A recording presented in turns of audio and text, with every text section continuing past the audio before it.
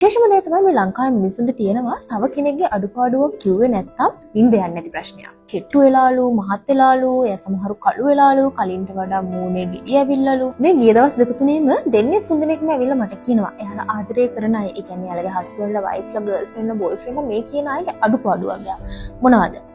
එයාලා කෙට්ටු වෙලාලු, මහත් වෙලාලු, එය සමහරු කළු වෙලාලු, කලින්ට වඩා මූණේ ගෙඩි ඇවිල්ලාලු, හරිම කැත වෙලාලු. ඔන්න ඔය වගේ අඩුපාඩු ගොඩක් කිව්වා. මම කල්පනා කරා මේ මිනිස්සු මාත් එක්ක ඒ වගේ දෙයක් කියනවනම් ඒ කෙනාගේ මූණට කොහොම කියනව ඇතිද?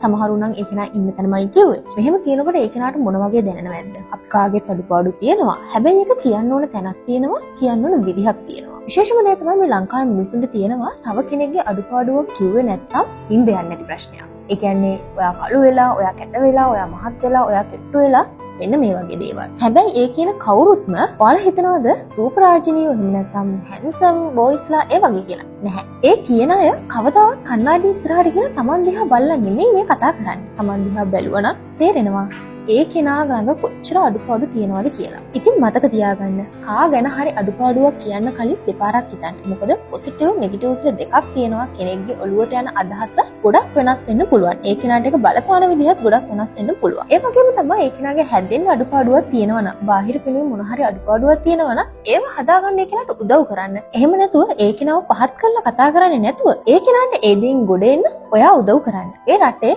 ඕන තරම් තියෙනවා මේ දේවල් හදාගන්න පුළුවන් ප්‍රොඩක්ට්. කිසිම අතුරු ආබාධ එන්නේ නැති හොඳ නිෂ්පාදන මේ ලංකාව තුළ තියෙනවා. තව කෙනෙක්ව පහත් කරලා මේ වගේ දේවල් කියන්න කලින් දෙපාරක් හිතන්න. මොකද ඒ කෙනාගේ මානසික මට්ටම ඔයාගේ එක වචනිකුණුත් නැති වෙලා යන්න පුළුවන්.